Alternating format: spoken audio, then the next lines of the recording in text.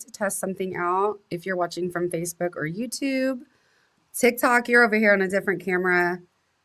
Go ahead and drop a comment. Let me know where you're from. Introduce yourself. I'm going to pull up our little agenda here. Make sure if there's any sound or visual issues, this is our very first Unfiltered Live. Super excited. But we are learning. This is not a thing that I have done ever before, and I'm excited about it. So, want to make sure that this goes smoothly, but bear with us. Let's see. All right. Hello. I saw it. I saw it. All righty. TikTok's going over there. Let me pull this up. So, for those of y'all joining, my name is Erica Watkins, if you don't know who I am. And I am one of the Democratic candidates for Oklahoma's first congressional district. That is the greater Tulsa metro area, Tulsa County, a little bit of Creek, Rogers, and Wagner County as well. And we are wanting to start these weekly podcasts just to talk about what's going on in the district, what's going on in Oklahoma politics. It's not going to be super, super formal. This one is going to be the only one that we're going to do in December, kind of figuring out like exactly how it works. And then we're going to pick these up weekly in January where we're going to really dive into issues. We're going to have guests on. Super, super exciting. Can't wait. My favorite thing is to talk to people. Feel free to drop comments. We're going to be doing a Q&A after, and this is scripted, but we're able to have a little bit of flexibility with what's going on here. So little bit about me. This is also going to be kind of an introduction to the campaign and myself. So I'm Erica. I am a third generation Oklahoman. I have lived here my entire life. I had about a few months that I actually lived in Hawaii a little bit, and then my Army time. But other than that, I have been in the Northeast Oklahoma area my entire life, except for when I was in Stillwater at OSU to get my bachelor's degree.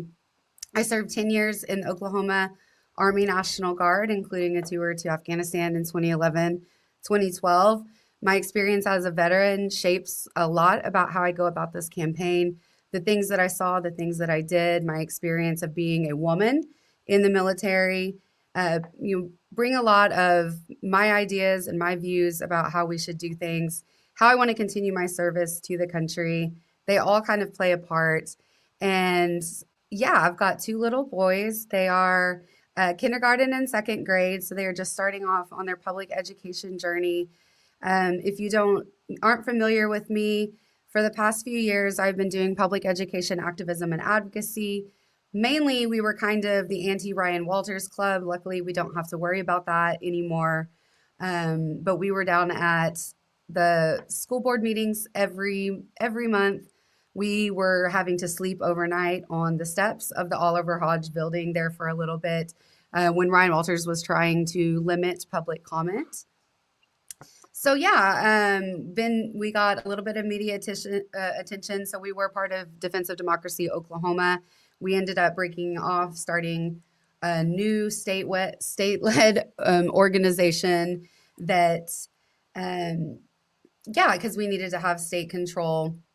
Did some opt-out forms, trying to do the best that we could to use some of the legislation that had been put in place about a decade ago by our Republican friends, and using them to opt out of some of what Ryan Walters was doing with public education. So that really kind of got my fight in my interest into being in the political world. I've been an activist and an organizer for a while, and then I just decided that I needed to do something more, and so that's why I've decided to run for office. I think that it's important that we have representatives that actually care about what is going on in the district with the actual people, not just the wealthy donors, not just the corporations. Of course, we need to talk about business and things like that. But, right now people are struggling. I don't think that it's any secret that, affordability, prices are through the roof as far as healthcare, housing prices, all of the other things. And that is not okay. We need to be doing things that actually take care of our people And that is a little bit about me. That is just kind of a little general overview of, I've done a lot of things. I did own my own business there for a little while. I went to aesthetics school. I did aesthetics. I taught at a beauty school. So I've kind of been in a lot of different worlds. And then after COVID hit, I had to stay home. I had a newborn baby that I had the same week that COVID locked down the city of Tulsa and the state. And I decided that I was going to go to grad school. So I completed my master's degree in global affairs, global economics, and development through the University of Oklahoma. Enrolled in 2021, graduated in 2023, and that's where I really focused on sociopolitical and socioeconomic movements, not only in the United States, but worldwide, historically, currently, and kind of how different things that are going on in different societies affect the social change and how that impacts government. A lot of stuff that I'm not going to nerd out on about right here, but that's just a little bit about me. I'm also going to introduce, I have the team is here. So I have Sarah Baker, who is my campaign manager. She is with me over here running the soundboard, and she's going to be joining in talking about, some different things, her experience. She's going to really be talking about the independence, the issue with independents not being allowed on the Democratic primaries. But I'm going to give her a minute to introduce herself. So, Sarah, and then let me know, make sure that the sound is okay because we're switching mics over.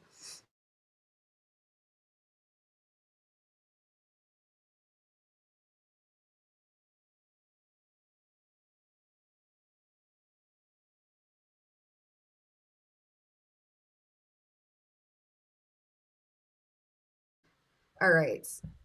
Okay. Nobody has said Nobody said anything. no, So no sound, no sound. There was no sound. Okay, so I'm gonna move okay. the mic over. What I was saying is that this is where we're trying to test how we have two mics, one computer. So I'm just gonna physically move it over because her mic apparently was not picking up. We're gonna have to troubleshoot that later. Okay. Can you hear me now? Yeah. um so I'm Sarah Baker. I have worked in Oklahoma politics about 20 years. 2026 will be my 20th year working in Oklahoma politics. I've lived here my entire life. Lived in Oklahoma City and the Oklahoma City major metropolitan area, including the Village and then Yukon. So yeah, I lived there until 2020 when I moved up to Tulsa. But I had been doing a lot of work up here in Tulsa, campaign work, um, doing some I ran a few races. I started running some races up here in Tulsa in 2017, and so it just made a lot of sense to move up here in 2020 when I had the opportunity to do that. I have three kids. My youngest graduated high school this past May. They are all in the kind of Oklahoma City area doing jobs in school and all that fun stuff.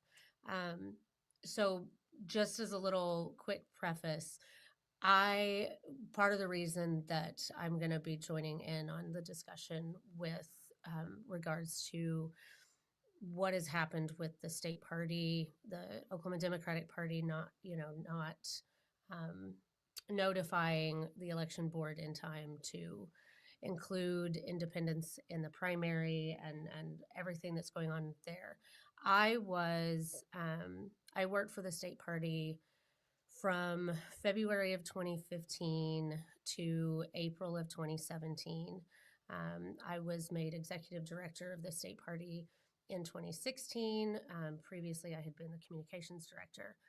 And so I was there. I was at the party and helped the party, you know, go through the process and make sure that we had taken the steps in order to open our primaries to independents for the 2020 or for the 2016 election cycle. Um, I left the party in 2017, and then I went back as interim executive director, kind of as a transitional person for the newly elected chair in 2019. So I've been, not only have I worked within the political infrastructure outside of party politics, and then also working on Democratic campaigns here, Democratic and nonpartisan campaigns here in the state. But I have also worked inside of the party structure. So, yeah, I have some thoughts on that. So at this point, I'm going to turn it back over to Erica. Yeah, I'm actually wondering, do a sound check. If you want to turn this mic up a little bit, I'm wondering if we can both, hopefully the sound's okay. We can kind of have it in the middle for right now. Apologize. It's probably if it's not the highest quality sound, but we're working on that. So I mean, that was pretty much a little bit about me. The main things that we're really focusing on with this campaign that I want to bring to Congress, because I have a lot of people that are like, okay, who are you and why do you want to do this? And those who know me know, but the people that don't are like, well, what do you want to do? I mean, my main thing is affordability. So that like I was saying, right now, housing is outrageous. People are, students are. We have some of the most educated generations in human history, and what's happening is people are graduating school. They're saddled with student loan debt. That it's not about taking out the debt. It's the fact that it is the interest that accumulates so much that people are unable to make these payments, and they're unable to afford houses. We have hedge funds and companies that are buying up neighborhoods, and they're pricing out the communities that have lived in these neighborhoods for generations. So affordability is my number one thing, but it's not just about houses, as housing, education. It's about everything. I mean, you should be able to afford groceries, and you should be able to afford to pay for insurance, and a little bit of extra. If you work hard, and you should be able to have a great life. And then so education is another huge thing for me. Obviously, that's how I got my start in this world, is public education. We need to be heavily invested in public education and infrastructure, making sure that we're fully funding public schools. We need to look at the inequities in education, where you have a lot of, depending on the zip code, we have schools that have absolutely state of the art, amazing technology. But then you have other schools, typically in communities of color in the larger cities, that are completely underfunded, classrooms that are falling apart, materials that are so dated. We need to be making sure that we're investing in education, because that is the future of our country. We need to be talking about universal childcare. We need to talk about ways to make post-secondary education or trade school more accessible to everybody, so that the working class can actually have a shot. Definitely another huge thing is healthcare, that we need to be investing in healthcare. And here we need to make sure that rural hospitals aren't closing, that people are able to afford healthcare. Nobody in this country should be without healthcare. Nobody should be having to lose their house or make decisions, deciding if they're going to buy groceries or their insulin that week. That's not okay. Healthcare is a huge, so that's just a little bit more, safety and security, public transportation. There's a lot, but my biggest things are definitely affordability, education, and healthcare. All right, so we're going to talk, we're going to move right into it. As Sarah was mentioning earlier, if you are plugged into Oklahoma politics, you've probably seen that within the last week or so, it was last week, correct? It was this week. This week? Starting this week. Okay. This week has been a month. I don't even know what day it is, to be honest. I think we're in December now. That there was a press release, there was a statement that was sent out from the Oklahoma Election Board that no party in the state had filed to allow independents to participate in their primaries. And as we touched on earlier, for the last decade, Democrats have opened up their primaries to the independent voters, because we all know that we have a Republican supermajority in here. There's a lot of people that are registered independent for whatever reason, but they still want to have a voice in these elections. And due to an oversight, there are there right now, as it stands, independents will not be able to participate in Democratic primaries for the next 2 years. So what does that look like for the Democratic Party? There's a lot of conversation that I'm seeing about this, and I want to talk a little bit more into it. But I'm going to let Sarah really take the lead on this, because she has had so much experience in dealing with this and getting this set up, and what she thinks that means for the future, for the next couple of years, what that's going to look like for our campaign, and kind of her perspective on it. So go ahead. Okay, so, um, so for anybody who has not been plugged in, we have we have as a party missed the deadline to notify the state election board um, that we were going that in June convention was in June, right? In June, the delegate body voted to go ahead and continue allowing independents Overwhelmingly. overwhelmingly Overwhelmingly. to continue allowing independents to participate and vote in the Democratic primaries in the state of Oklahoma. So the background on this is in 2015, looking at the 2016 election cycle, there Oklahoma has been one of the fastest growing states in the country for independent and unaffiliated voters. Voters registering either as an independent or unaffiliated voter. Do you have the numbers on that? I don't have them off the top of my. For the state of Oklahoma, that's the number there is around 487,000 voters. That's a lot of people. So it's about 1 in 5-ish people that are registered to vote in this state will no longer be allowed to vote in any partisan primary. Any. Because the Republicans have never opened it. And libertarians haven't opened theirs either. Right. Of course, at this point, there is not a lot of libertarian candidates that come up.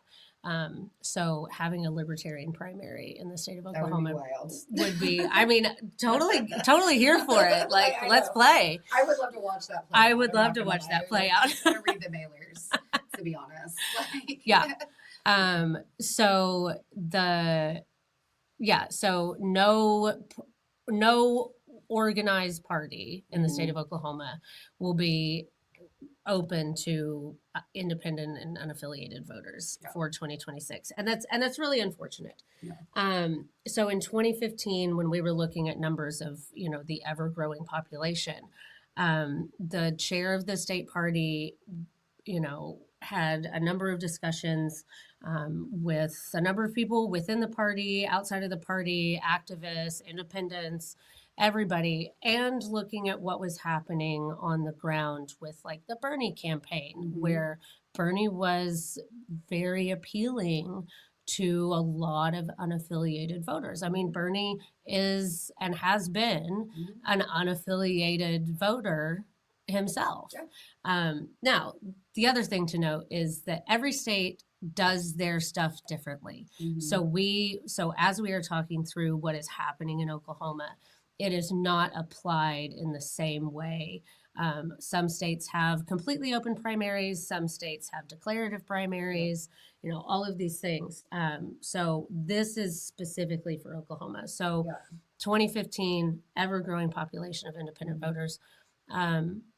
It is the way Chairman Hammonds put it was that we are disenfranchising an ever-growing population of voters who have expressed at least some level of interest in being engaged and involved, and yet we are denying them the ability to vote. And that is wrong. No matter whether we agree or disagree, everybody that registers to vote should be able to participate. And so without having, a path to a truly open primary system, like has been proposed with State Question 836, which we'll get into, what we could do as a party was open our primaries. So we did that. We went through that process. I actually helped draft the paperwork and all of the things that had to go with that. And it's not a lot, but as a first timer, a lot of communication with the election board. So I helped do all of that process. So it is heartbreaking to me that we are in this position. It is truly heartbreaking.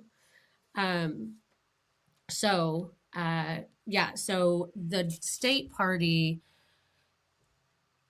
says, and I've talked to a couple of people, and this is verifiable information, that they communicated with the state election board in Mhm. August and sent them a copy of the minutes from convention Yes, showing August the 4th, votes. correct? Yes. I don't remember the actual like date, but yes, if that's what it said. Yes, August. So notified them in August. However, the state election board claims that that notification was in reference to changing the logo on the ballot because the Democratic Party's logo for a very long time is a rooster Yeah, or so has it's been the a rooster. I just remember that was always Yes. like, what the hell? And like if anybody that's been around long enough stamp the rooster, that's yeah. So um so at convention this year, they voted to change the logo on the ballots that are Right. printed that voters receive for the Democratic Party to change from a rooster to a donkey. So that's what the state election board is saying that the communication in August was pertaining to. Now, the argument is that like the minutes were included and it showed everything. And I get that, but I don't also feel like the state election board should have to comb through minutes to, do something that is supposed to be statute, it is it's in statute of it what. is like that's the thing. Like Yeah. it is statutory language that Yes. dictates what the process is and when the notification or filing period for state parties to notify the election board. And that time period was from November 1st to November 30th. Yep. And it is written in the rules, it is written in the law. Yep. And so, and there is no provision in the law that dictates that the state election board has to notify Yeah. state parties that this election window is coming up or this filing window is coming up. They don't have to they don't have to do it. Right. But as a courtesy, which I know because that's how I found out in 2015 that we had the ability to do it and we had to move very quickly in order to get it done, including calling like an emergency central committee meeting to get the central committee to do it, that the state election board does notify and does so by certified mail. I feel like I have two things that I really want to kind of, just touch on for a little bit about this. And one of them is that, what happened essentially is our state party, it slipped through the cracks. They dropped the ball, whatever you want to happen. That is not a thing that is okay. But what also is not going to be helping any of the situation or helping us move forward is the blame game, is the the state chair race was contentious, unfortunately, and I don't even want to get into that. But I feel like there's a lot of really negative conversation that's, people do make mistakes. I mean, obviously this is a huge mistake. And I do think that there needs to be some sort of transparency or more accountability. And I will hope that the new leadership with Aaron Brewer and the state party will be a little bit more transparent about exactly how this happened. Like who actually was supposed to do it. What checks did we have in place to make sure that this was done? Would like to hear it, but I think at this point it's like this is a thing that's happened. We can't change it. And the more time that we spending on why it happened, who is responsible, all of this isn't going to help us move forward. The second thing that I really don't like about it is that and I said it on my Facebook. I think I might have made a lot of people mad, but that's kind of what I do. There's some people on here that it's giving blue MAGA. And I'll tell you why, because, as Sarah was talking about, like the independents are the fastest growing voter bloc in Oklahoma, and they represent a huge percent of the population. And, we were talking about Bernie, and I actually was an independent for a long time because I wanted Bernie to be the nominee. And when he didn't get it for reasons that we also won't go into right now, but we can have a whole conversation about like a little bit of leftism in the Democratic Party, all of that. I would love to talk about that. I was like, well, I'm too left for the Democrat. I'm just gonna be independent. And of course, I'm voting for all Democrats, right? Like I'm not voting for any Republicans unless it is something where there, is not a Democrat on the ticket for whatever reason. If it's a Republican and independent for some office, which is rare. Or if it's a Democrat Yeah, that shouldn't be right. elected to anything So because of who they are. and I don't think that it is fair to try to tell people. I mean, of course, like what we want to do right now, especially we're running a campaign, and the point of this campaign is to win, right? That is the end goal: is to win not only the primary, but to win the general, to flip this seat, to get Kevin Hearn out of office, to bring representation. So we understand that it's a numbers game, and so if you are wanting to vote for me, unfortunately, through no fault of our campaign, you are going to have to register as a Democrat if you want to vote for me in the primary. I wish that that was not the case. But I do feel like I've even seen Democrat people that are talking about that everybody just needs to register as Democrat then. And I do not think that's fair. I don't think that it's fair to try to, this is increasing the tribalism that we're seeing. It's like a sports team in politics half the time. Like red v blue, everything is so binary. We've lost all nuance. And it is just, to me, it's like we shouldn't be forcing people. We should be able to have a voice if you are living in a district. But I am a little bit disappointed in the conversations where it's like, well, then you just need to shut up and register as a Democrat. Well, this is the same conversation we were having last cycle with the Harris campaign about the people that were vocal about some different, or wanted the Harris campaign to speak up more about policies. And there was a lot of just shut up and vote, just shut up and vote, just vote for somebody. And to me, that is the same mentality that we see with MAGA of you just have to vote no matter what. You can't ask any questions. You can't ever push back. That's not, how we're winning to do things. And so it is really disappointing. And, I'm hoping that we can get some engagement out. I hope that people will change their registration if they are. I know that I do have a lot of independent supporters. And it really does make me sad because I have been talking about how, because people are like, well, I can't vote for you. I'm not a Democrat. I'm like, well, that's okay.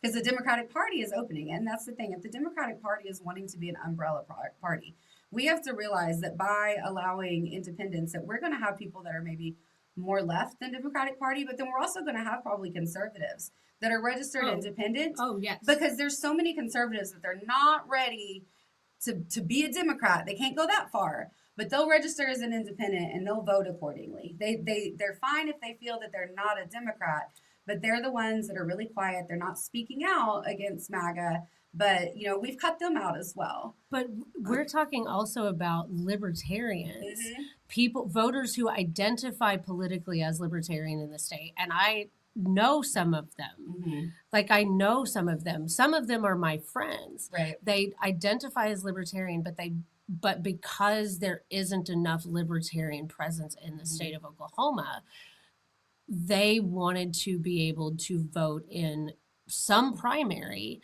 So as an independent, they've been able to do that since 2016. Right. And now, and we, if we claim that we're the big tent party, that's not just on social issues, that is on inclusiveness of every voter that needs to have an avenue to be able to exercise their right to use their voice. Yep. Yeah. It's wild. We're going to be probably talking about this a little bit more.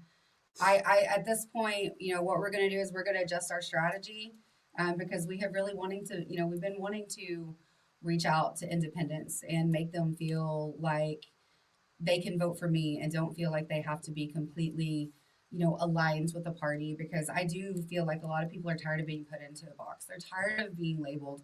Of course, there are people that are party loyalists that have been and that's amazing. That's wonderful. But we have to be welcoming and inclusive to everybody. Hopefully the appeal goes through. Best case scenario, I'm not holding my breath. That's what we would like to see. I do really wish that, I do hope that there is a little bit of, transparency, because right now candidates are struggling. The people have been working months on strategy and field plan. And we've done all of this really great work with the Oklahoma Democratic Party of getting people to run for office. And then now we've just cut the legs out of a lot of people with saying, here's a huge part of your voting base that you were counting on reaching out to. It's rough. So That There's a question yeah, here sorry. that I see that I want to address. Yeah, sure. Which one? So the question is, what does the independent party have to do to get on the ballot? So that is the kind of a misunderstanding about what independent means. Independent means unaffiliated. Mhm. So independent is not a party. It is Yes. that you are independent of a the party. Yeah. So independents can't organize to get Mhm. on the ballot because you are running it, Right. because you are voting, or independent Mhm. candidates are running isolated. So Right. that is why also, like, on a statewide general election, you might have, like, you'll only have like one Republican nominee, one Democratic nominee, maybe a Libertarian nominee. So we're talking about general election ballot, but we could have 5 independents. We could have 30 independents if they qualified Mhm. and filed to be on the general election. And there's not an independent primary. Yeah. All 30 of those, and I mean, this is a completely crazy hypothetical because that's not likely to happen. Okay. But we've had general elections in the last, like, even 10 years where there's multiple independents listed on the general election ballot, like for governor. Yeah.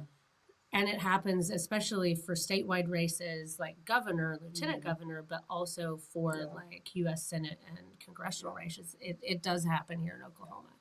And so, I mean, independent candidates can still run until April because official filing down at the state capitol is like the first week of April. And if you have been registered an independent as of the beginning of October, basically the end of September, beginning of October, 6 months prior to April, don't ask me how I know. 6 months and 1 day. 6 months and 1 day. That is why Erica didn't get to do a full campaign for HD 68 in 2024, which we're not going to talk about that because I'm still traumatized. But if you are or have been a registered independent and you are wanting to run for an office, whatever level, you still can do that until official filing. But there's not an independent party that has bylaws and a structure and county chapters that will be able to give you the resources the way that it is with the other two major parties. But it also, an advantage to that too, is if you just, let's say you don't have a Democrat running that you know of in your whatever race, local race you care about, local partisan race you care about. If you go file, it forces the Republican to have a general election. Yes. And you then create an environment where you do give every single voter in that district the ability to use their voice. And so when we talk about, and I am being a bad Democrat right now, but when we talk about what, we talk about like flipping the state and choosing better people. How can we do that if we are excluding voters every election cycle in hundreds of races across the state? Yeah. Because it's not just the top of the ticket. It is not just federal races. It's not just president. It's not just governor. Right. It's state legislature. It's Yes. county sheriffs. There are some municipalities, I think, that might still also be partisan because those decisions are made at the local level. Like, that's not the case here. Like the municipal elections, like city council and school board, but county commissioners, like county auditor, county, all of that stuff. Those are all partisan. Right. And if there is not a Democrat or a Libertarian challenging some of these seats and some of these Republicans, they just go back. Even if they have a Republican primary, you're still excluding a ton of people from even the ability to have a voice. Right. So at least filing as an independent, you force a general. Right. Which that is why, I have my comments about State Question 836, but I'm absolutely supportive of signing the petition and getting it on the ballot so that the people can decide. We can have these other conversations later. But it is something because a lot of people don't know when we look at Oklahoma, the state level. I'm getting a little bit off, because I'm running for federal Congress. But when we do look at the state representatives and the state Senate, 70-ish% of those seats were because they were uncontested races, where there was a Republican primary, whether it was two, three, four, five Republicans that filed, a Democrat, Libertarian, and an Independent did not. So the Republicans had their primary, and the winner of that, they canceled the general election. That person defaults into the seat. So that is why there are so many people, especially in the rural counties, that don't even get a say on who their representative. And that's why I think that 836 is really important. It's not perfect, but I think that every single person has to have a say, and it does not matter what your party is. You should be able, when it comes to the general, like, you can have the primary, and then the top two people from the primary should go to the general if they don't want to open up their primaries. But there should be an opportunity for every single person to go ahead. So we're gonna probably go ahead and move on. Unless you, Well, I just wanted to say, so I see that there are some questions popping up in the comments.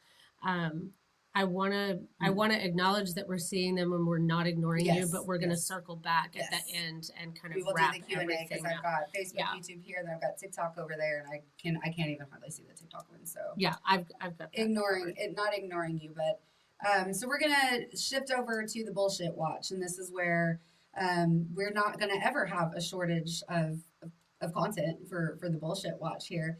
With the things that are going on, I'm gonna do a little bit quickly. We're going over a little bit over on our schedule, but it is definitely something that Congressman Kevin Hern, the current Republican incumbent of Congressional District 1, he introduced a bill, I believe it was last week, maybe a week and a half ago, that he was very, very proud of. Posted, a video about how he was basically saving American children from communist influence, and it was very dramatic. Um, it's called the Protect Our Kids Act. I'm not even going to read the acronym because it's ridiculous. Um, First of all, what does it say, and what does it do? So what this bill is this is framed as a child safety, and it's basically a national security. So they're doing the China's trying to influence, China's trying to take over, China bad narrative. So he's stating that this bill to protect our children is to protect children from harms that are associated by CCP, Chinese government funded curriculum in public schools. So the way that Kevin Hern has phrased this, whenever he was speaking on the floor, when he's been talking about this bill and promoting it on social media, is he's framing it as if there's this widespread just crisis of CCP curriculum in every single Oklahoma school system, right? And that we've got to get China out of the classrooms, all of this. He's trying to say that, China is, an adversary, that they're using it to try to undermine our country. It's wild. But basically, these are Chinese language, courses that some schools are offering, right? And so a few years ago, about 4 or 5 years ago, there was about 118 schools that were offering these as Confucius Academy, I believe, or institution. Um, Chinese is a Chinese language supplement. So on some of these schools that might have a history that kind of goes more into, or a global studies class, people wanted to. There are certain high schools that offer a vast range of language programs. This is what we're talking about. And there was actually legislation that was introduced in 2023 that reduced funding. So now here today, on the day that Kevin Hern has decided to introduce this bill to save our schools from Chinese influence, there's like five. They're literally like less than 10 of these schools, because most of them have already shut down due to funding cuts, or are in the process of shutting down. So basically, this is another Republican tactic of trying to manufacture a problem to say that it is a horrible thing that we've got to save our country from, when it's really actually a non-issue. It is performative politics at its best. This is wasting time on the floor, working up, doing these bills when there's actual things. So in his district, in Congressional District 1 in Oklahoma, about one in every four kids is food insecure, right? And we also have a governor that has refused to fund summer feeding programs, We have a party that doesn't want to do anything to alleviate lunch debt. And there's a lot of things that Kevin Hearn could be doing to actually take care of children. But instead, we're doing this bullshit performative China bad Red Scare 2.0 bill to protect our children. But basically, this is just kind of giving a little bit more power to national security authorities by framing it as a national security talking point. This is not actually creating any type of regulatory framework. There are actually many other countries that provide curriculum like this in the exact same way. Germany is one, France is one, um, Taiwan is one that also does a Mandarin course, but from Taiwanese way of thinking that their government is set up different. Then that's all I'm going to say right now because I am on TikTok. Um, multiple countries have programs that are structured exactly like these Confucius institutes, but yet right now China is the only problem, which we all know that this is the narrative that we have had since the first Trump administration of China bad, trying to cause issues with another superpower. Things like this, sharing language and sharing cultural, it is a soft power, right?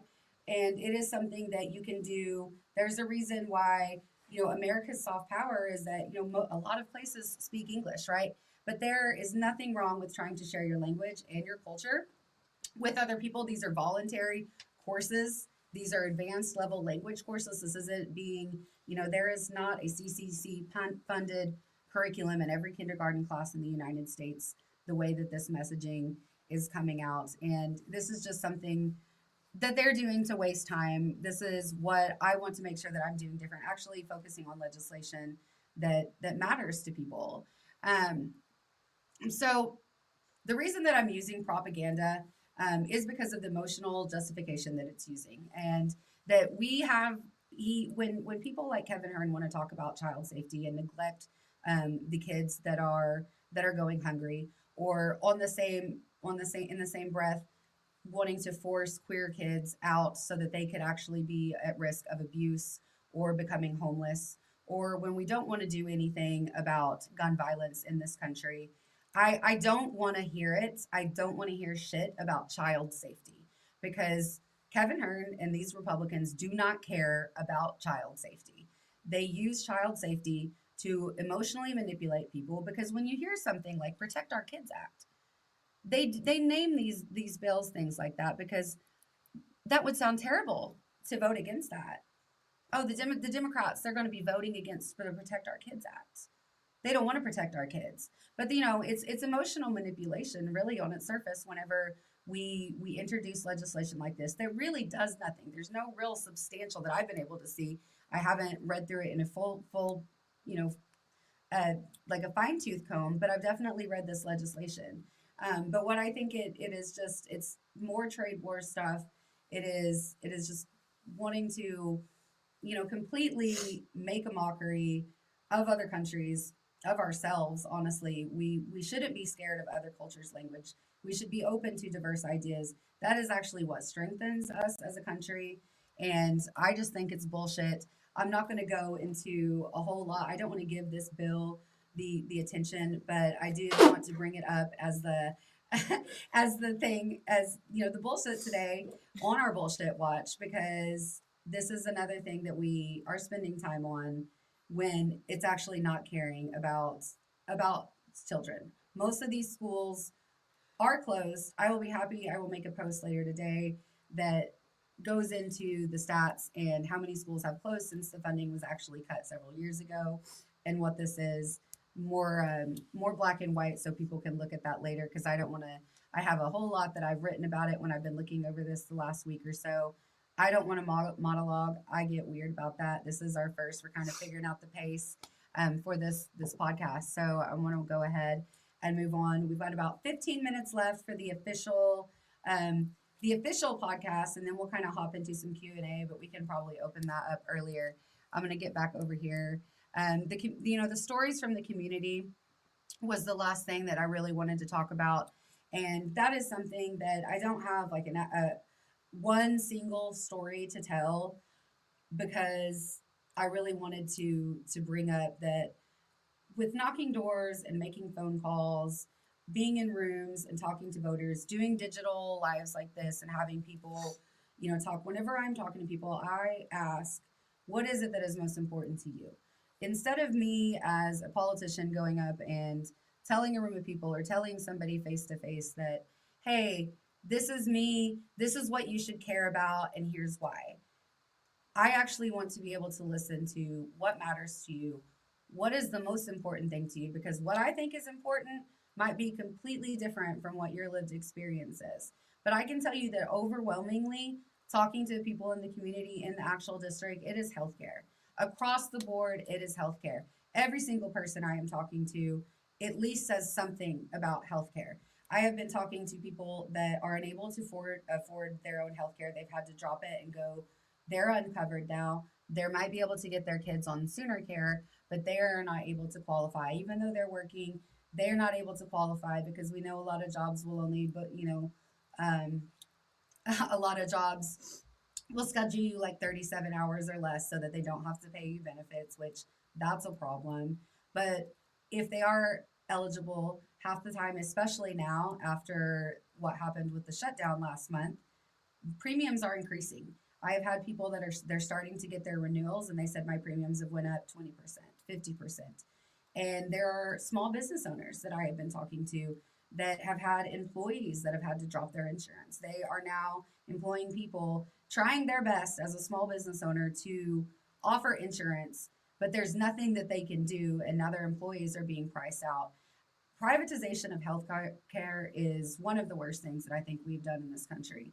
And healthcare should never, ever be tied to a for profit motivation. Point blank, end of story. We should be able to offer some sort of universal, across the board, single payer coverage. Come at me if you want to. We can do other things. We can have talks about paying for a different plan so that maybe you can get a expedited for elective surgeries. It doesn't mean that you can pay to skip the line if it's a life threatening thing, but maybe there's different things that we could do, but every single person should have at least the bare minimum. The fact that this is a conversation that is seen as radical, or the fact that this is not even a conversation that we're having in mainstream politics because we're too busy fighting about the culture war stuff, is what is absolutely infuriating to me, because we are the only of the top 20, G20 countries in the world that does not offer some sort of healthcare to their citizens. The rest of the world has been able to figure out how to do this. It can be done. We can do it. In fact, Bernie Sanders, when he laid out his Medicare for all, we will actually save money by allowing Medicare to negotiate drug prices, being able to cut out some of the middlemen of the private insurance companies. It will actually cost the taxpayers less, billions less per year, to be able to just provide healthcare to everybody. But it's not even a conversation that we can have right now, because everything that's going on in politics from the state level to the national, but especially the national, is a shit show right now. And that is something that we need to fix. We need to be able to talk about that. So when every single person in your district that will sit down and have a conversation says something about healthcare, whether it's somebody got sick or they can't afford this, or they see that their adult children have lost their coverage, then that's a problem, because that means that it's affecting everybody, and it's affecting the people that are voting for this, and that is something that we need to change. So we're gonna do a little more nuanced policy stuff about ideas for healthcare, compare a couple different ways to get healthcare for everybody coming up in the next few months, because I think it would be something to lay out, 2 or 3 different ways that we can fund healthcare for all without breaking the bank, without increasing the deficit at the levels that Trump does, because that's not something we want to do either. But at the bottom of the line, healthcare is a human right. I care about human rights more than I care about profit margins, and I won't ever apologize for that. What's next, Sarah? Okay, so next, do you want to do the updates, the Team Erica updates right quick, or do you want me to do them? You can do them. Okay. You have the dates. Yeah. So everybody's schedule is very hectic right now. So because of that, with the holidays and everything that's going to be happening, travel, school, all parties, all the things, Yes. we are going to postpone everything that we had scheduled on the calendar for the rest of the month. We had, except for Perks of Resistance, which is this Wednesday in Owasso at La Caboba. Okay. Um, so except for that'll be our last public thing for this month.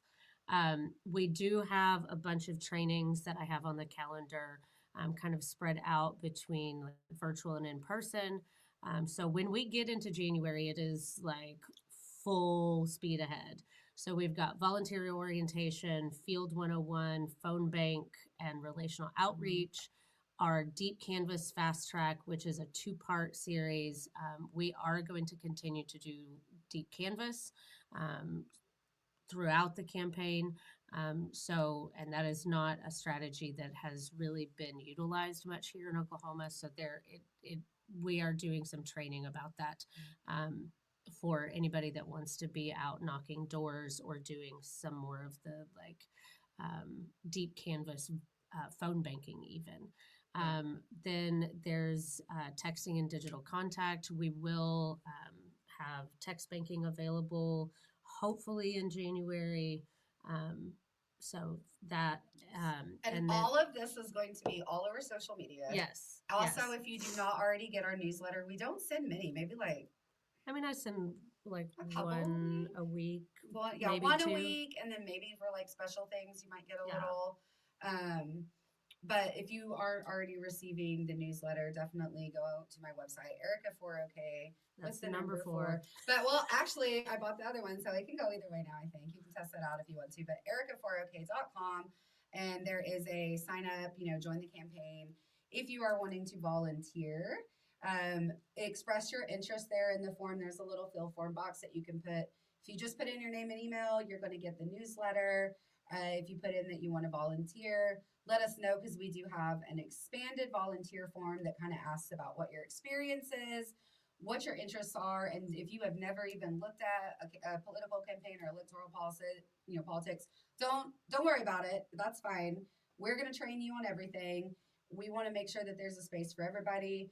If you have any accessibility needs, we have digital volunteer opportunities, but volunteers are going to be what wins this race. We have an exciting base of volunteers that's starting, and we are going to get out there and actually build some community, talk to people, get people excited.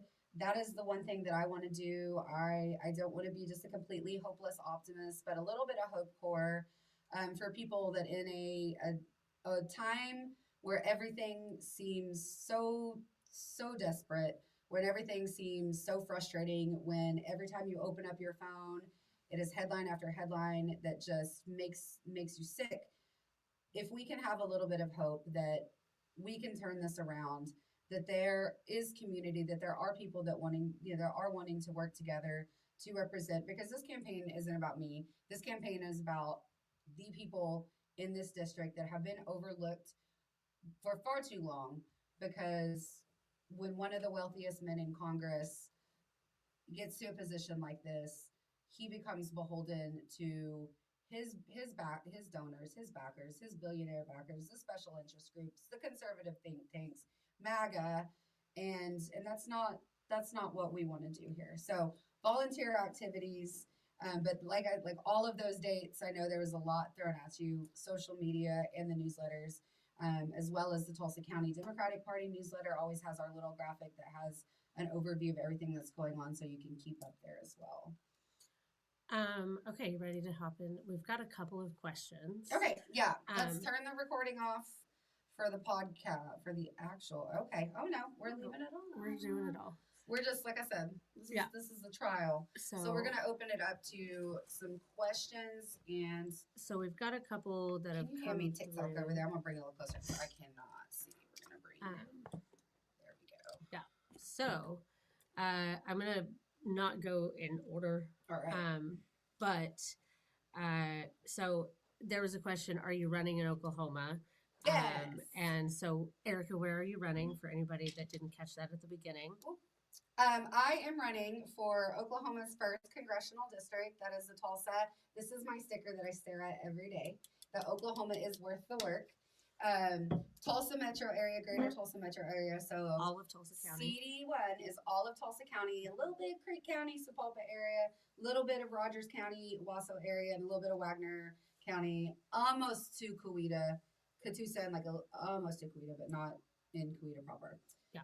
Anyway, Congressional District 1. If you go to okvoterportal.gov, you can put in your information and you can see which district you are. You can also go to like findmyreps.org and congress.gov. Basically, if you just Google okhouse.gov, yes, like all of this. So that is the area. And even if you are not in Oklahoma or you're not in my district and you want to support, you still can support, whether it's volunteering digitally. If you want to donate to the campaign, you can absolutely do that as well. I will not complain because we are building something. Unfortunately, campaign finance is that'll be a whole hour to itself. We're not going to talk about anything else about campaign finance and how we need to reform that. But right now, we do have to make money to be able to get things to reach voters, to have physical pamphlets to hand people, to do all of that.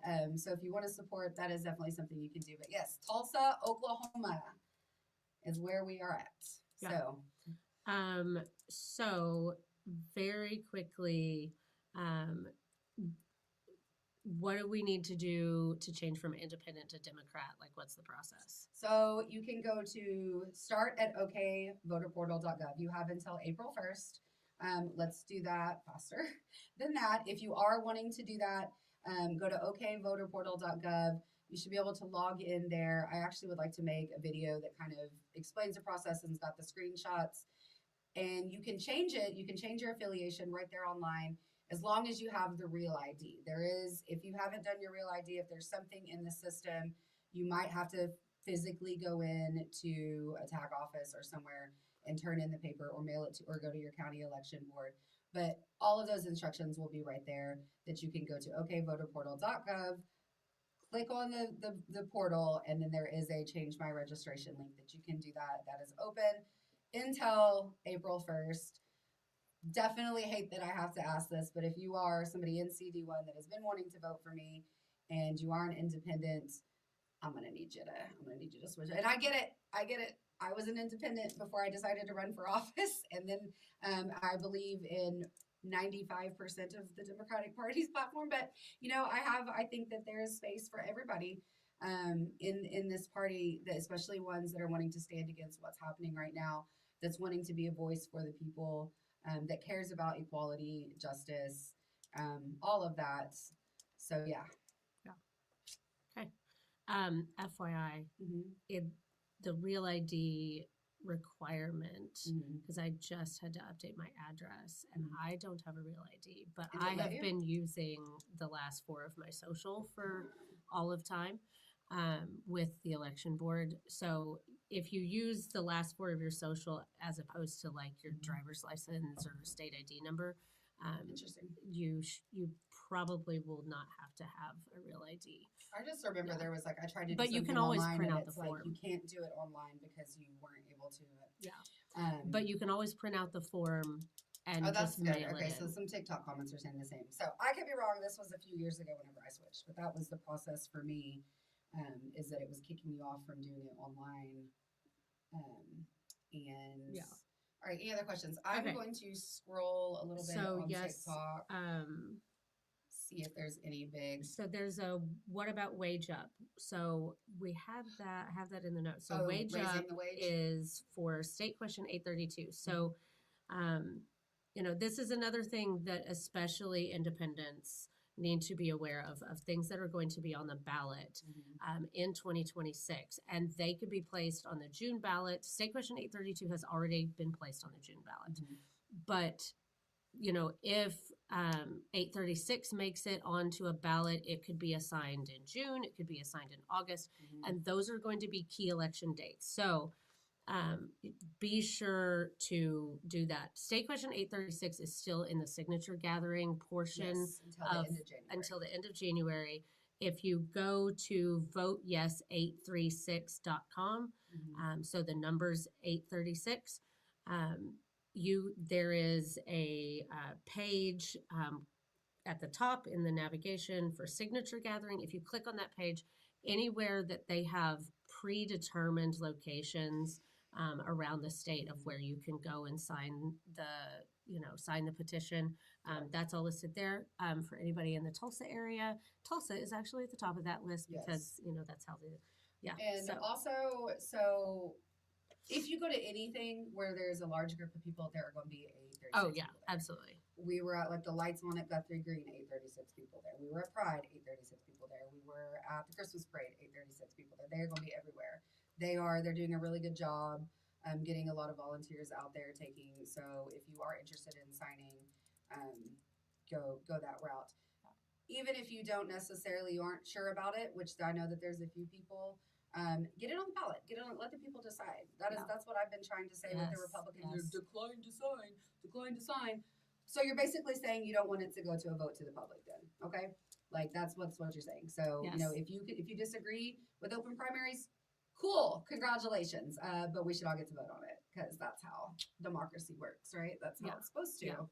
So moving into what the question on wage up. So state question 832 would initiate, if passed, would initiate a progressive increase to the state's minimum wage.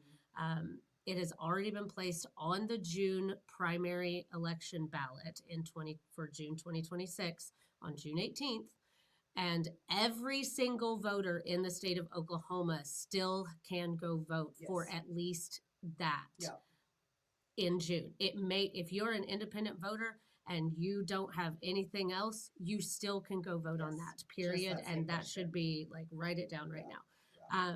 So the language in the state question specifies that the minimum wage would be increased to $12 an hour in 2027, to $13.50 an hour in 2028, and then finally to $15 an hour in 2029.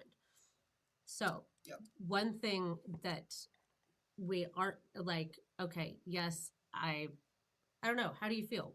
How do you feel about wage up in state question 832, Eric? I mean, we have taken so long to get to this point that now the required wage to live comfortably in Oklahoma is 24, 23. The average. Tulsa is like 22. 15 isn't even just to survive. But like we need to at least get there. 725 is bonkers. Like I mean, I don't even know how else to say it. It was 2009. Yes. 2009. And before that it was like we were already behind in 2009 when we bumped it up to 725. I cannot believe that we live in a world where we think that people can survive on $7.25 an hour. That is why we have people that work 2 full-time jobs and have to get food stamps. Or, there are people that work full-time jobs and are unhoused because we are unable to. I absolutely am so supportive of raising the minimum wage. I wish it was higher, but it's taken so long to get to this point.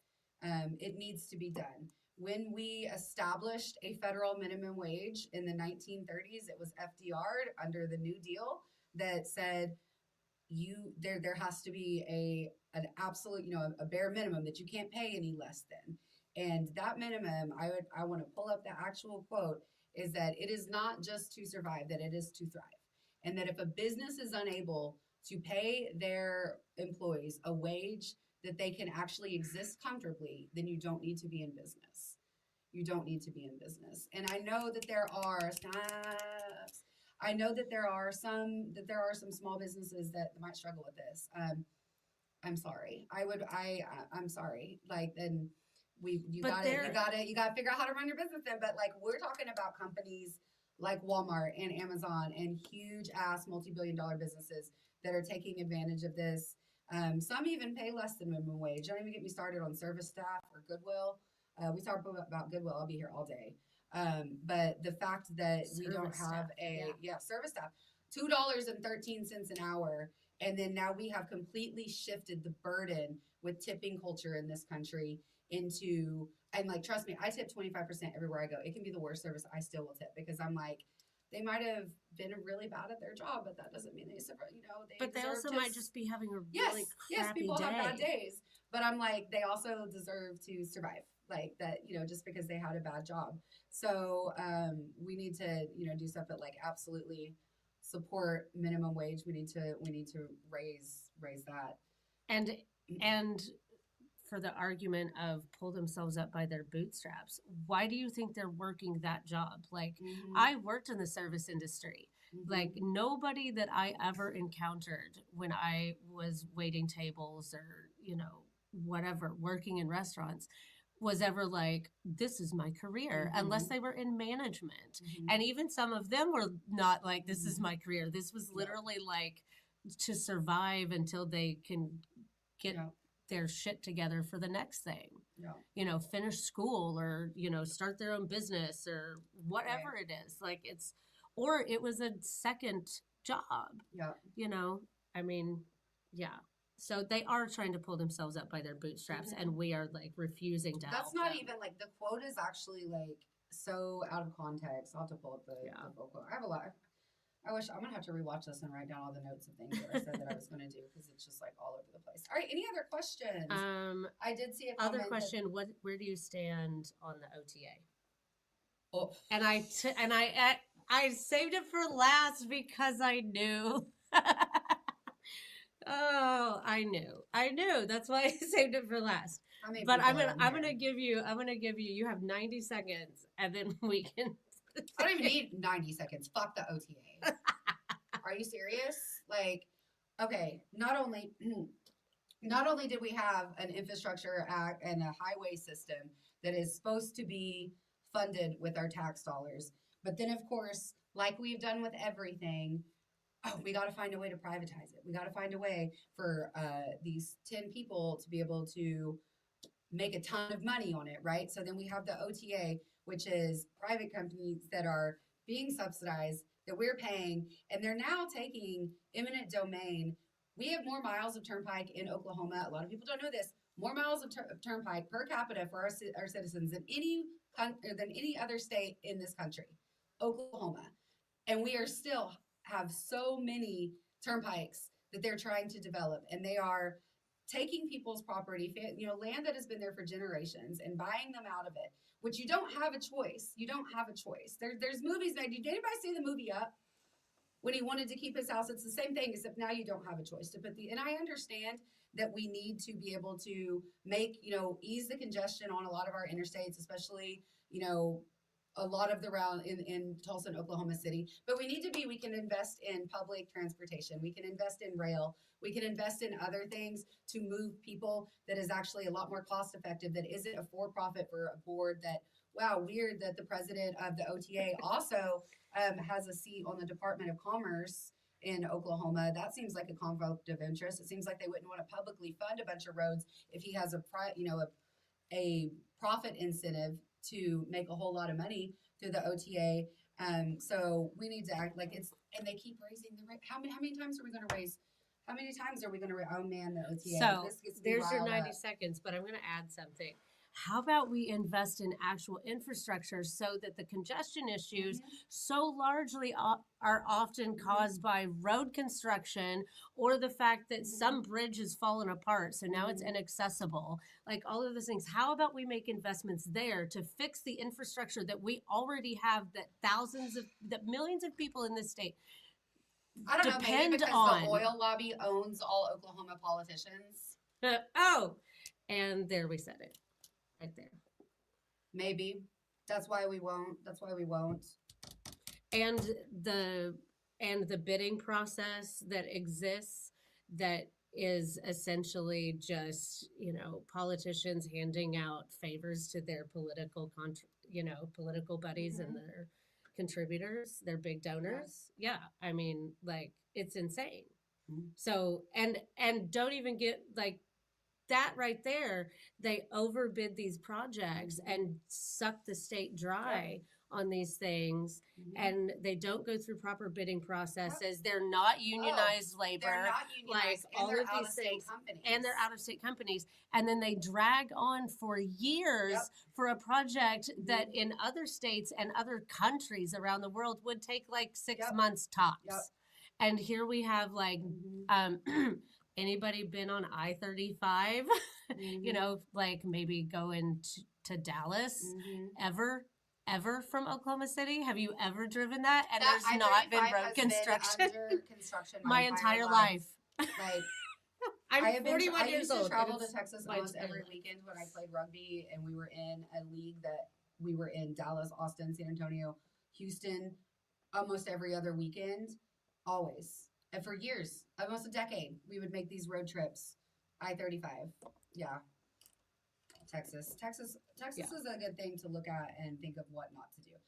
Oklahoma and Texas kind of have they're a little bit of a fight about that. But how so. about we invest in the things that, you know, like, I don't know. Oklahoma also has like one of the worst rated like roads and bridges in the country. Yep. But we have like all of these fucking turnpikes. Yeah. So, which, you know, back when the turnpikes were, when the whole concept of the turnpike system was brought to the public, it was that they would be toll roads in enough time, and they would be toll roads until they paid for the initial construction, and that there was a little bit of maintenance money tucked back, and then they were supposed to turn into a freeway. Looking at you, Turner Turnpike. What's the rate to go to Oklahoma City from Tulsa now? $5. If you don't have a pike pass, $5 something, $5.60. what was it? It's a lot. Yeah. It's like $3 with your pike pass. It's $5 one way without. It's more than. I remember when it was like a quarter. If you do plate pay, it's more than $5. Yeah. It's like $8 or something. Like it's insane. It's obscene. And you It's don't have the obscene. option either. Yes. You know, we have, and I get like modernization and like doing away with like toll booths, but like I have been in a situation where in another state, so Pike Pass. Sorry, we just pulled it up. Pike Pass for a standard 2-axle car, with like it's almost every car.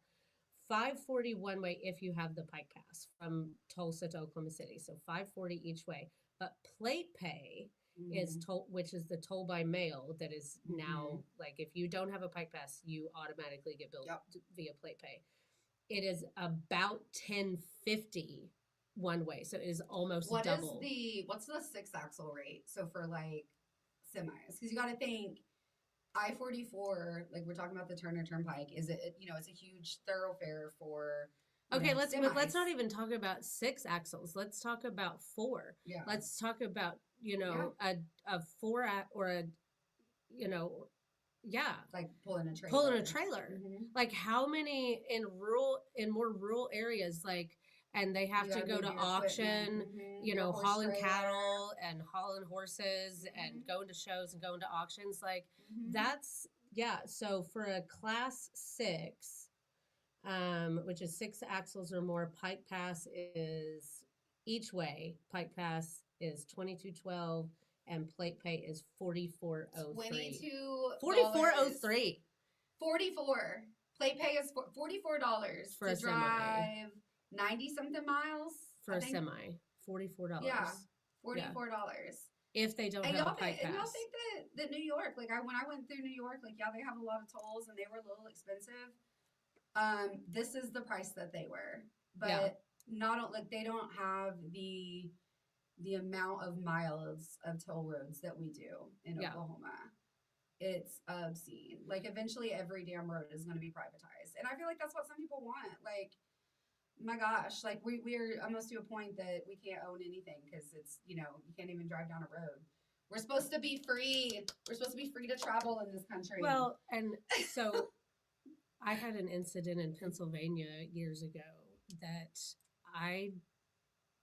because coming from Oklahoma, where you had a toll booth, you could pay cash, or you could like, you know, use your pike pass, or if you burned through it, like let's say you're not from Oklahoma and you burn through the pike pass only, like they take a picture of your tag and they send you a bill. So we were in a situation where we ended up on a toll road in Pennsylvania that you couldn't get off of. Yeah. For like 70 miles. Right. And by the time we realized it, we were way too far past the getting off of it point. Right. And ended up with like not a bill, but like a ticket for like almost $400 because we tried to go through the toll booth and they basically were like, we only take cash or check, which we didn't have the amount. I'm pretty sure I still have a toll violation from like Louisiana right now. Not Louisiana. Indiana. Something with an Anna. Yeah. So yeah, I mean like, and like we get this notification like, you know, a year later, and it's like, what am I supposed to do with this? So that's wild. Yeah. So we're basically working our way up to creating that kind of a structure in this state by removing like payment options and then making it astronomically expensive for interstate travel. And I wonder, I haven't got a pike pass bill in a minute. So I had a pike pass account, then I switched banks and stopped auto drafting. So I'm probably being billed at the plate pay rate. What are they going to, like, there's people that aren't paying it. What are they doing with it? Like, are they able to, you know, go after taxes, like sues? Like, you know, are we going to, you know, in a lot of cases, no, if you have outstanding turnpike expenses and you are licensed in the state of Oklahoma,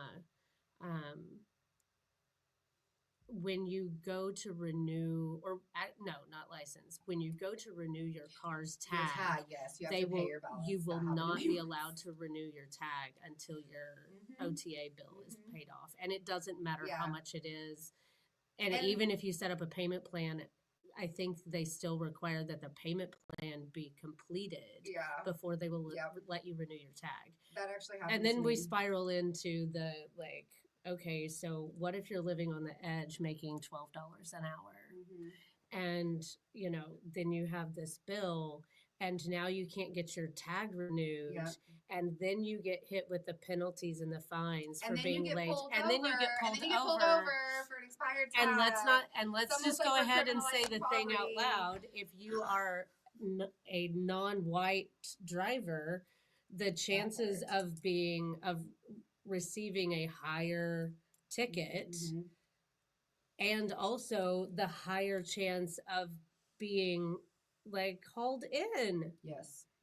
Yeah. Like, and then you lose your job. You lose your job because your car's impounded. Yeah. And it perpetuates itself. But it's also, we can get profits. And it's not supposed to be like, and we had this conversation about USPS, and I'm not going to get into the weeds about it. But like when I view things like roads and bridges and public transportation, everything it's a service. It is an institution of this country, and it really shouldn't be for profit. And in the last Trump administration, when Louis DeJoy took over, and I remember there was a big conversation about how the USPS, the Postal Service, isn't profitable. Well, it's not supposed to be because it's providing a service. They're able to handle billions and billions of letters a day and get mail.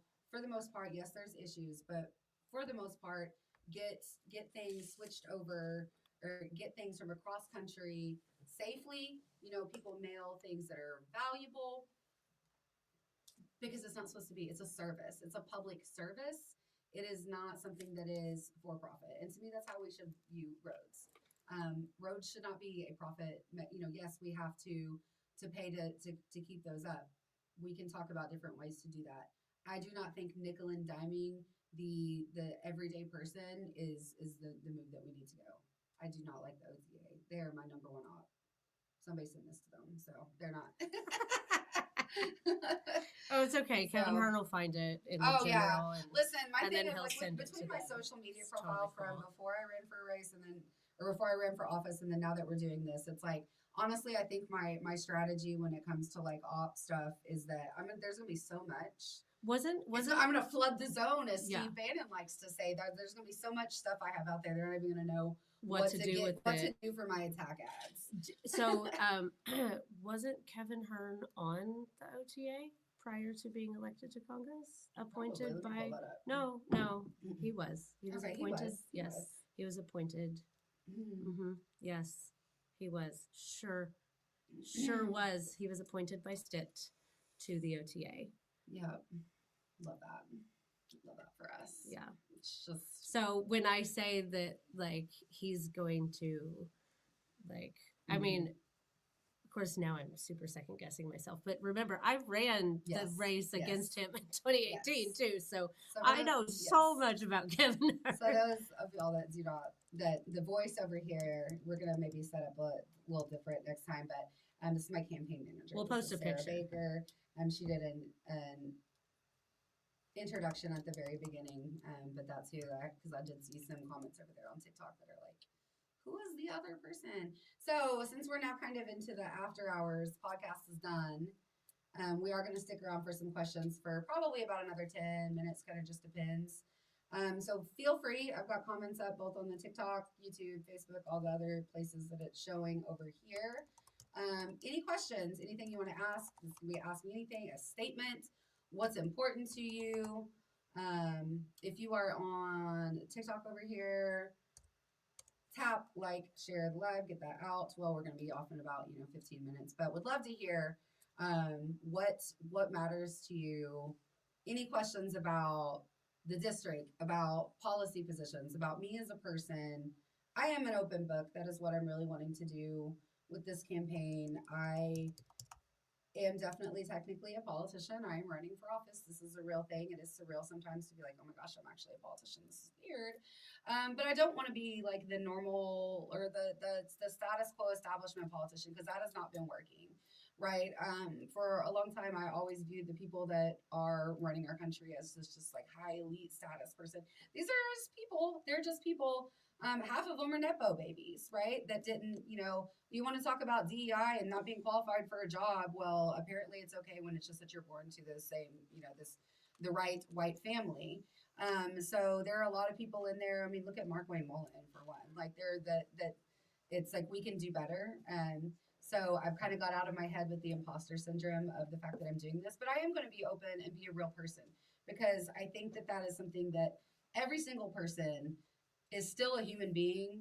They're no more special or more important than you and I just because they're elected to an office. That doesn't mean that they are some sort of deity, which I feel like certain circles feel like about politicians, which is crazy to me. So I want to be honest. I feel like there's a lot of things that in the last few decades in politics that it's like, oh well, you can't do this, you can't do this, especially being a woman running for office. It's well, this is how you need to do your hair. This is this is how you need to dress and a lot of things because it is an image. And of course, we still need to have professionalism and decorum for the most part. But your ability to legislate and your ability to serve the people isn't defined by those things. So questions. I have a correction. Okay. I misspoke.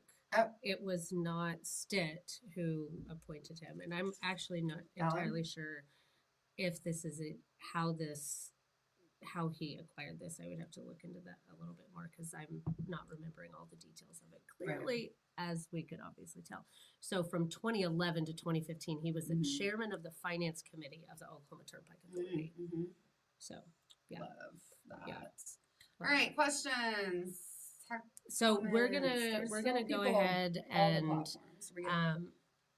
we have gone super over this time, which I'm not really worried about, but we're gonna stop the official part. I thought we did that 20 minutes ago. Oh, did we? That's what I thought. I didn't. That's what I thought we've been doing. Now it's the after dark. Yeah, it's the after hours. I put the banner. I don't know. Can y'all that are on Facebook and YouTube see the banner? Does it say after the after dark Q&A? I don't know. This is the first time using this streaming platform. TikTok, y'all are good. I know how to. I don't see anything. But it's weird because I'm streaming on multiple platforms from one thing, which is like handy. Um, so yeah, official podcast is over. We are now Maybe it was into, over 20 minutes ago. I don't know. But it was yeah. like 15 minutes ago. I Yeah. felt that we did go a little bit over, but the first podcast. I think this was great. Yeah. Being able to kind of get a feel of how it works. Talk about what we need to improve. Anything in the comments for people that were hanging out the whole time that you liked, that you didn't like, things that were, how was the sound? How is I know that Facebook and YouTube, the video might not be super clear. That is my fault because my MacBook is 6 years old, 6 or 7 years old, which shouldn't be that old, but the camera quality, it won't even do anything over 720, whatever. Clearly. Yeah. So if it's a little fuzzy, hopefully the video didn't lag. Any technical issues, let us know, give us feedback, but would love to talk about anything for another few minutes. We'll sit on here because we are over. I don't know what the background noise situation is as well because with these headphones is different. Yeah. It's weird. Like once we I think we off, definitely have some like playing with the audio. Yeah. There's like sound effects. Push the button for sound effects. Oh, what does it do? which one was the one that I really I don't know. wanted? What is it? I meant to use this when you were in bullshit. Was it this one? Nope, that's not it. Oh God. There we go. I don't know if anybody else can hear that, but us. I don't know if you hear it. Like what if I know TikTok can't. TikTok's probably like, what's going on? Sound effects for the podcast for it. Sorry, you guys don't get to participate in that.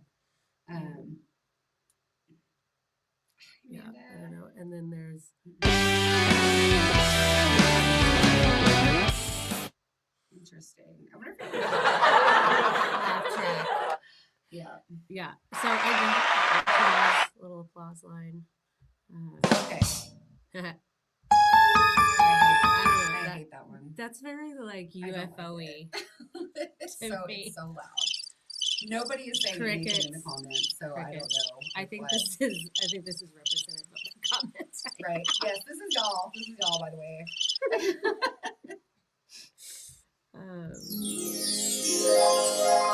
Interesting. Maybe that should be our intro from now on. There's also it's hot pink, so it's within the campaign colors. Yeah. Love it. Yeah. Gotta stick with the theme. Yeah. So I'm gonna pull off. Okay. Yeah. Well, I guess if that's gonna be it, I'm definitely at least gonna get off of Facebook and YouTube. I might stick around on TikTok for a minute because it's y'all are a little bit more talkative over there. Well, you were. Now we're not. People might have got off. I meant to get back to a lot of the comments that were on TikTok, but I couldn't keep up. I pulled some of the. Okay, good. There was a lot of like everybody kind of talking back and forth in the comments too, and providing some supportive commentary for what you were saying. Yeah. But as far as like actual questions go, I pulled those already. We did those. And this is going to be starting in January, something that we're going to do every week, and probably have a little bit more. Keep it to one small specific thing, and then because that's what I've actually. And then today I was kind of all over the place. That's just my brain during the month of December, to be honest.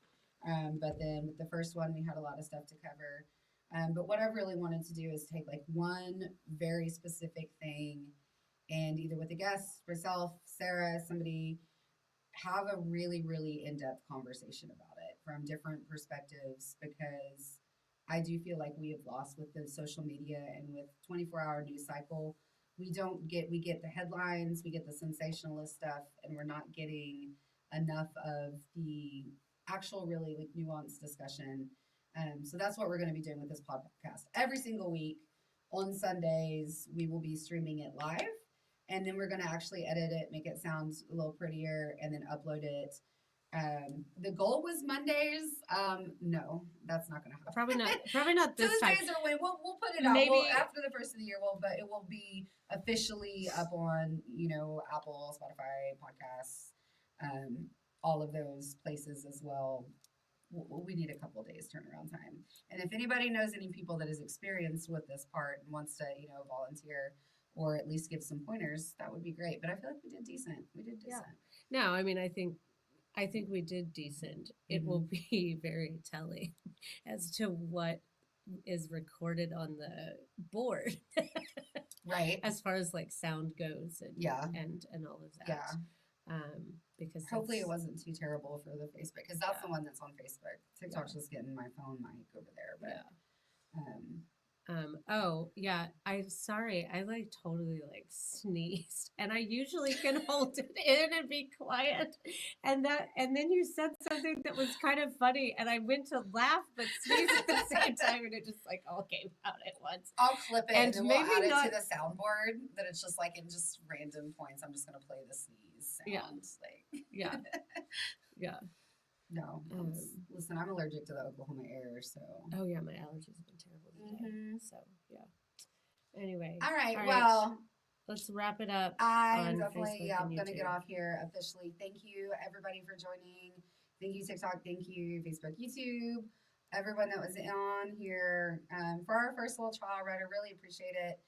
Those who engaged appreciate it more. Definitely go to erica4ok.com. Learn more about the campaign if you don't know already. Follow around on all the socials at Erica4ok on everything. Keep up. We're gonna have a kind of relaxed rest of the month, and then we're gonna really, really hit Well, the you're ground not, running. because you still have stuff to do. I do. Well, yeah, like volunteer ways, and then we will be hitting the ground trainings and all that stuff, getting on doors and all of the fun stuff because it's almost 2026, y'all, and that is crazy. So November will be here faster it than is going we to want to be a admit. blink, but we got to get that primary Yeah. first. So, alrighty, everyone, have a great night. Thank you so much for joining, and we will talk soon. Yep. Yay! Maybe. See, here we go. There we go.